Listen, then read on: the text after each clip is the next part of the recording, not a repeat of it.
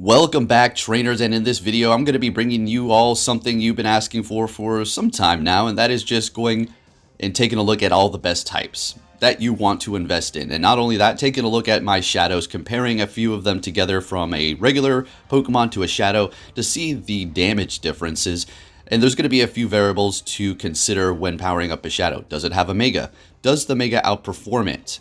And is it going to be good in PvP and or in raids? More than likely, if its regular form is doing good in both of those categories, then yes, the shadow will be too. Taking a look at my shadow inventory here, as you can see, not every shadow Pokemon is going to be something you want to invest in because it has great attack. Maybe you want to invest in it because it's an interesting Pokemon for PvP. So take a look at the Mewtwo, the most obvious one probably that you want to have as a shadow, in which if you did get that during GoFest, you purified it. That's not great, but look at it from the good angle. I'll give you something to look forward to if you did purify it by accident or whatever, you did it on purpose. And that is the fact that, well, you probably have 100 or something or a 98, and now you can Mega Evolve that. I know we had a bunch of raids and where you could have gotten a shiny Mewtwo to Mega Evolve that, but it took me over 100 to get that shiny Mewtwo, so not everybody can do those crazy raids. But nonetheless, Mewtwo, take a look here. My level 40 versus my level 40 shadow. So it is going to be sitting at, for the regular Mewtwo, 47.1 DPS, while the shadow is going to be sitting at 56.6 DPS. Quite a significant jump, and it does have 12 in attack, while the shadow regular form has 15 and a 93%, while the shadow is at 84. Shadows are always going to outperform their other forms as far as DPS, even if they're sitting at a 0%. Simple as that. Taking a look at another fun one here, and there is no image for the shadow because I don't have it at level 50, so I had to configure some numbers, and it looks like this. So anyways, we have the 100% IV Shadow Dragonite, level 50, doing 39.9 DPS. That's going to be with Dragon Claw and Outrage? Yeah. And then on the shadow, we have, again, level 50 here. We bumped it up, Dragon, Tail, and Outrage, and the DPS is sitting at 46.5. So that is a significant jump.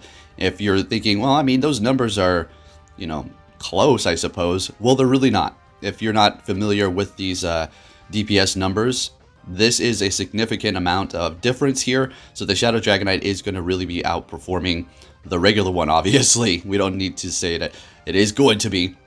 And the fun part about Dragonite is, well, I guess fun for the shadows, is it doesn't have a Mega, so you can go ahead and power up those shadows if you so choose to. But remember, shadow Pokemon do take 20% more damage, so they'll be going down a little bit faster, but dishing it out. Now, one of the other Pokemon that you absolutely want to focus on, and something curious to ask is, should I power up my Shadow Metagross beyond 40 so I can just do as much damage as I can? But if you do that, you're going to have a level 40 plus Shadow Metagross. You're not going to be able to Mega Evolve when its Mega form does arrive.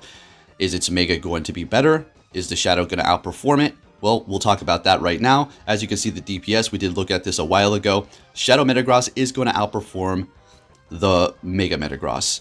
But here's the thing, it's not going to be able to survive as long in battle, therefore inevitably not putting out as much damage. But technically, with its high DPS, it is going to be killer in those battles, putting out damage. So my advice to you is, what I did is I powered up my 100. As you can see here, I invested those XLs because I want the Mega Metagross. But if you want to go with the Shadow, you do what you got to do. Taking a look at another hot commodity here, we have Shadow Moltres and regular Moltres. So I don't have a Shadow powered up. So take a look at the level 40 here, sitting at 36.0 DPS, while the Shadow is sitting at 43.1. So again, it's always going to be better for the Shadow Pokemon. I just want to give you a comparison here with my Pokemon so you can physically see what the difference is here. All right, now taking a look at Shadow Salamence. Has a Mega, something to consider if you want to power it up beyond 40 or just power it up in general. Taking a look at my regular 14, 15, 15, sitting at 40.6, while the Shadow is sitting at 49.5. Quite a significant jump. So the Shadow Salamence is going to be outperforming its Mega. And towards the end of this video, we're going to be looking at all the best typings that you're going to be wanting to have in all the different type categories. Okay, so you can get a rough understanding here towards the end. Taking a look at Shadow Machamp versus regular Machamp, I have a level 50 Shadow sitting at 46.0 DPS, while the regular level 50 is sitting at 38.5. I mean, that is quite a significant jump. Shadow Machamp, absolutely amazing. And yes, it will take more XL candies to power these up. And if you're not level 40, if you're thinking, okay, well, it's same concept. It's just you make the choice on what you want to be powering up, right? So taking a look at Gardevoir, it does have a Mega. Mega will be outperforming its Shadow, and that's why I haven't invested in that. 34.1 for the regular, and then 41.7 for the Shadow. Wow. So a lot of difference there. Now taking a look at the best Steel type attackers, you do have Shadow Metagross. And I want you to pay attention to that DPS times TDO. As you can see, the Mega Metagross is going to be highly outperforming the Shadow, but the Shadow is on top and significantly as well. Then you have regular Metagross, Shadow Metagross with Flash Cannon, a horrible move. And then you have Shadow Scizor. So as you can see here, Shadow Metagross is on top, but I preferably would like to just power up my regular 100 Metagross so I can make it evolve, because that's going to be a fun one, and you want the best IV possible for those. Taking a look at the dragons here, you do have Mega Rayquaza, Shadow Salamence, outperforming the Mega Salamence, but DPS times TDO is horrible. Garchomp is going to be number 3 with Dragon Tail and Outrage. Mega Garchomp, that is, okay. Shadow Salamence with Dragon Tail and Draco Meteor, so it's going to be showing up twice. Shadow Dragonite with Dragon Tail and Outrage. Shadow Dragonite again, but with Draco Meteor. So as you can see, Shadows are dominating the top. Taking a look at the Psychics here, we do have Mewtwo Y with Confusion and Psystrike, Mewtwo Y again with Psycho Cut instead, Mega Mewtwo X with Confusion and Psystrike, Shadow Mewtwo, and there it is. Do you want to power up your Shadow Mewtwo's beyond 40? Yeah, I wouldn't recommend it, honestly. I wouldn't recommend it. When we do get the Mewtwo raids back, you're going to be able to collect those candies again. Who knows how that's going to work? But as of now, I just don't really recommend powering up a Mewtwo, at least Shadow. Well, specifically Shadow beyond 40. If you want to go with the regular one, go ahead. You'll be able to Mega Evolve those, and it'll be the top performer. Taking a look at fighters, Mega Lucario, which is not here yet, with Counter and Aura Sphere. Mega Blaziken, which is also not here. Mega Heracross, also not here. But then something that is available is going to be Shadow Machamp with Counter and Dynamic Punch, so that is currently the best Shadow in the game. Those Megas are going to outperform it as far as Mega Lucario and Blaziken. I don't care if I invested all the way up to 50 for my Shadow Machamp. It has proven to be absolutely amazing and good in the Open Master League. Taking a look at the best water types, you have Ash Greninja, which we have no idea if that's going to be introduced into this game. If I had to take a guess, I'm going to say, yes, it's content for them, and money, money, money, baby. All right, and then moving down, we have Mega Swampert. So that's another one. Do you want to power up a Shadow Swampert beyond 40? Maybe not, because Mega Swampert is going to be a beast. You won't be able to Mega Evolve that Shadow. Primal Kyogre, not here. Ash Greninja again, different moves. Another Primal Kyogre, and then Shadow Swampert. Finally, something that we have. Okay, moving on to the Ice types. Galarian Germanitan Zen mode. And then we have Shadow Weavile. So Shadow Weavile is going to be absolutely amazing, because it's not going to only be good in its Dark type category, but also in its Ice type, as you can see here, ranked number 2. And there's really nothing else really toppling it. Galarian Germanitan is going to be the squishy little thing, but so is Shadow Weavile, if anything, even squishier. Mega Abomasnow finally there, and then Mega Glade, which is not here. Moving down the line, we have a Mega Sceptile. That is going to be a beast. Also going to be part Dragon. It's not going to be top Dragon attacker because it doesn't have a Dragon Quick move.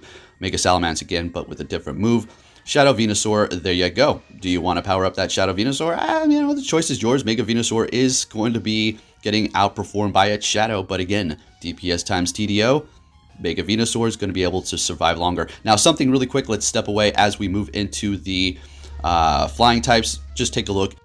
Now, the differences between powering up a Shadow and then a regular one so you can Mega Evolve it is the Mega Evolutions are rentals, right? You can't keep them. But on the other hand, Shadows, they're yours. You can have them as long as you want. They stay Shadow. They stay the way they are forever. So there is that. If you don't like the Mega forms and the rental system, the Shadows are going to be for you, I suppose.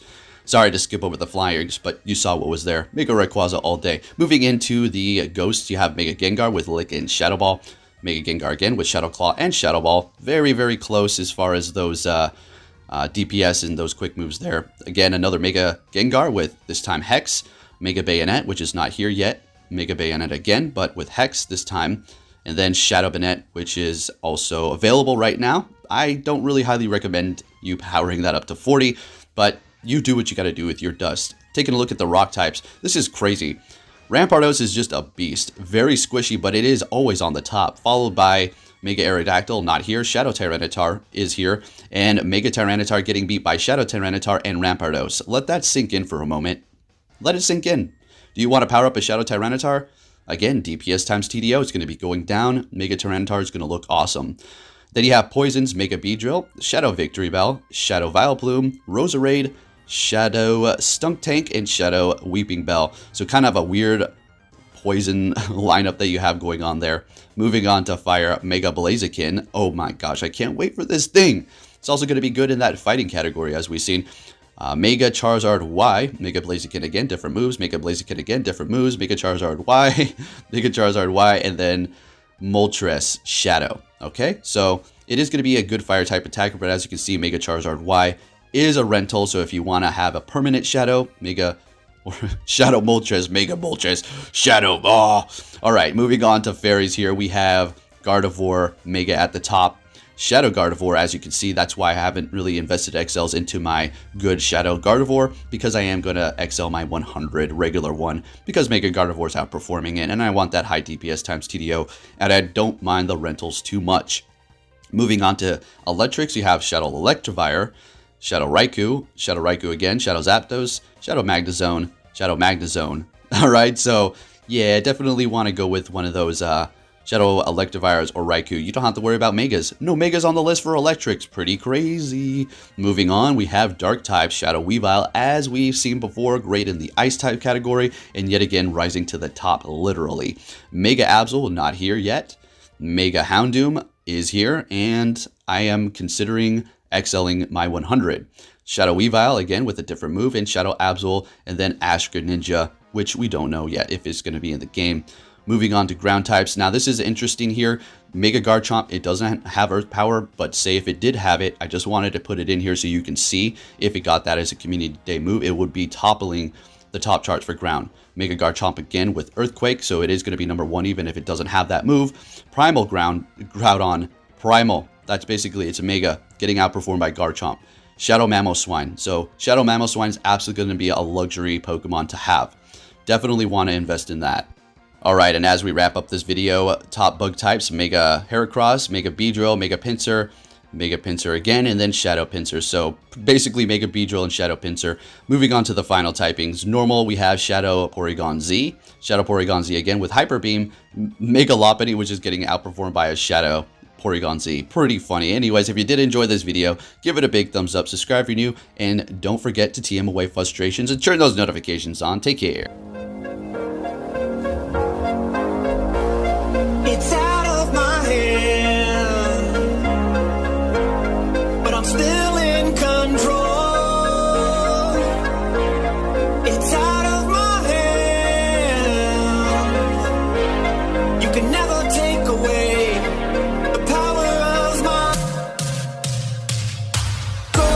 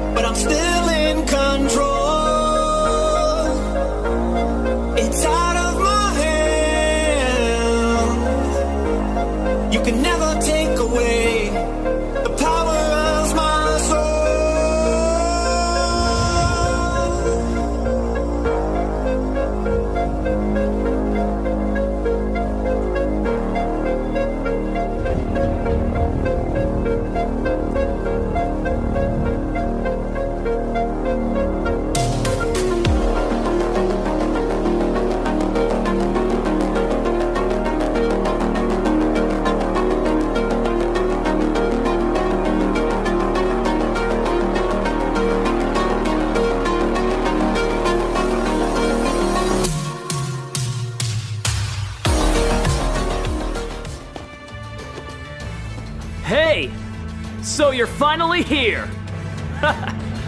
Fantastic!